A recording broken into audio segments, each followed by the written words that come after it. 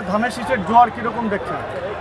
আজকে আপনারা এই কাউলতিয়া ময়দানে দেখতে পাচ্ছেন যে এখানে মিছিলে মিছিলে জয়লাভ হয়ে যাচ্ছে।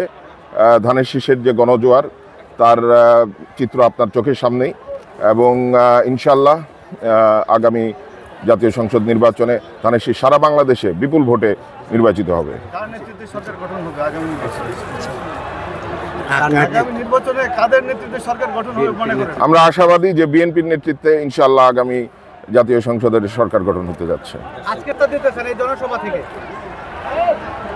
গাজীপুর মহানগর বিএনপি এবং অঙ্গ সংগঠনের সকলের প্রতি আমাদের যে ভারপ্রাপ্ত চেয়ারম্যান সাহেবের যে নির্দেশনা সারা বাংলাদেশব্যাপী, সেই একই নির্দেশনা যে আমরা ঐক্যবদ্ধ থেকে ধানের শীষকে ইনশাল্লাহ আগামী জাতীয় সংসদ নির্বাচনে এই গাজীপুর 2 আসনে আমরা যে টার্গেট নিয়েছি যে বাংলাদেশের সর্বোচ্চ ভোট 1991 সালের মতো বাংলাদেশের সর্বোচ্চ ভোট এই আসন থেকে দেওয়ার জন্য ধানের শীষকে উপদেষ্টা যে ঘোষণা দিয়ে যে গণভোট জাতীয় সংসদ নির্বাচনের দিন একই দিনে হবে, এতে মনে হয় যে একটা কালো মেঘ ছিল, মানুষের মনে সংশয় ছিল, সেটা কেটে গেছে, এবং সেই জন্য আমরা বিএনপির পক্ষ থেকে তাকে ধন্যবাদ জানিয়েছি।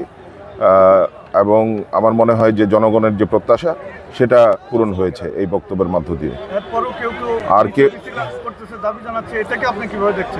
কেউ কেউ দাবি জানাচ্ছে, আমরা জানি, কিন্তু এই দাবির প্রতি জনগণের কোনো সমর্থন নাই।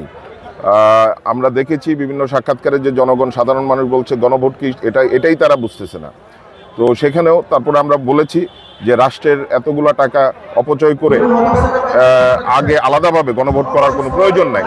সেজন্য আমাদের ভারপ্রাপ্ত চেয়ারম্যান তারেক রহমান বলেছেন যে এটা জাতীয় নির্বাচনের দিন একই দিনে হতে পারে, তাতে আমাদের রাষ্ট্রের অনেক হাজার হাজার কোটি টাকা বেঁচে যাবে, এবং জনগণ একই সাথে জাতীয় নির্বাচনে ভোট দিবে এবং গণভোটে ভোট দিবে।